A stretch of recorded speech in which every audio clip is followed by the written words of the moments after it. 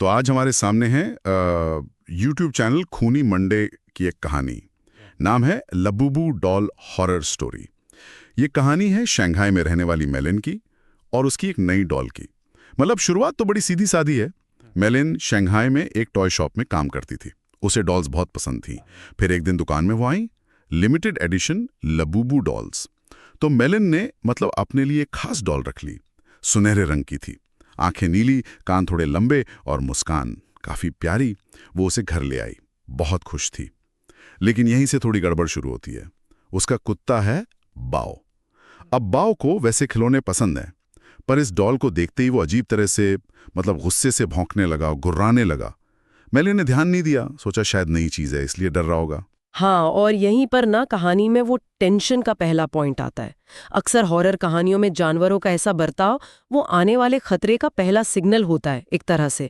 बाओ का रिएक्शन सिर्फ एक डर नहीं लगता, वो जैसे कोई चेतावनी हो। बिल्कुल। और देखिए अगले ही दिन मेलिन का बर्ताव भी एकदम बदल गया। दुकान में वो बिना बात के ग्राहकों पर चिल्ला पड़ी और नतीजा, उसे नौकरी से निकाल दिया गया। उसे खुद समझ नहीं आया कि भाई इतना गुस्सा उसे आया कैसे। घर आई तो बाओ फिर से उस डॉल के पास ले जाके चिताने लगा जैसे, पर मेलिन ने उसे बाथरूम में बंद कर दिया। ये बदलाव दिलचस्प है वैसे। क्या ये डॉल का असर था या मेलिन के अंदर ही कोई स्ट्रेस था जो बाहर आ गया? हॉरर में अक्सर ये लाइन धुंधली हो जाती है, डर बाहर से है या अंदर से। और फिर रात में असली डर शुरू हुआ। अजीब सी हंसी सुनाई देने लगी। कमरे के कोने में लगा जैसे कोई खड़ा है, परछाई जैसी। और सुबह उठकर देखा तो वो डॉल जो शेल्फ पर रखी थी वो मेलिन के बिस्तर पर थी, ठीक उसके ऊपर। और उसकी मुस्कान वो पहले से कई ज्यादा डरावनी लग रही थी। मेलिन चीख पड़ी, जाहिर है।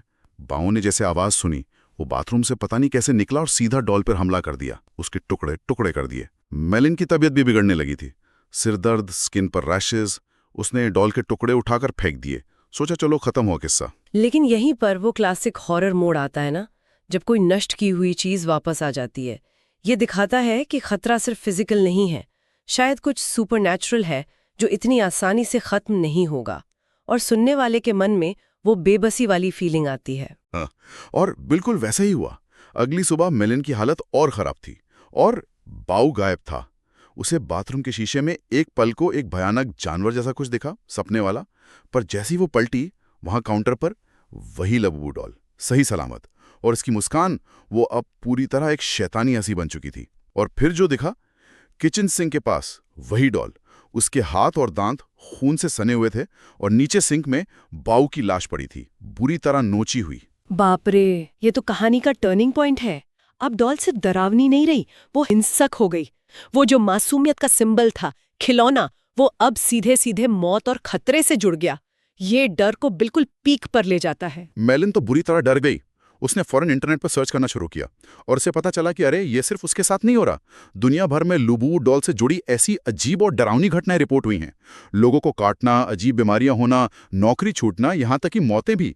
कुछ रिपोर्ट्स तो इसे पजूजू नाम के एक डेविल से भी जोड़ रही थी। पजूजू, हाँ, मेसोपोटामिया की माइथोलॉजी का एक पुराना डेमन है वो, जिसे हवाओं और बुरी आत्माओं से जोड़ा जाता है। पॉप कल्चर में भी इसका जिक्र आता है। इस तरह का कनेक्शन कहानी को एक बहुत पुराने गहरे डर से जोड़ देता है। फिर सवाल उठता है कि ये सिर्फ कहानी है या किसी बड़े विश्वास या डर का हिस्सा है। पर रिपोर्ट्स में यह भी था कि कई देशों ने इन डॉल्स पर बैन लगा दिया है। कुछ केस में तो एग्जॉर्सिज्म मतलब भूत भगाने की रस्में भी हुई हैं। तो मेलिन ने भी वही किया जो उसे सही लगा। डॉल को जलाया, राख नदी में बहा दी, अपनी बहन को सब बताया। उसे लगा अब सब ठीक है। लेकिन कहानी का अंत सबसे ज्यादा परेशान करने वाला है। अगली सुबह मेलिन अपनी घर में मरी हुई मिली और उसके पास वही लबूबू डॉल रखी थी।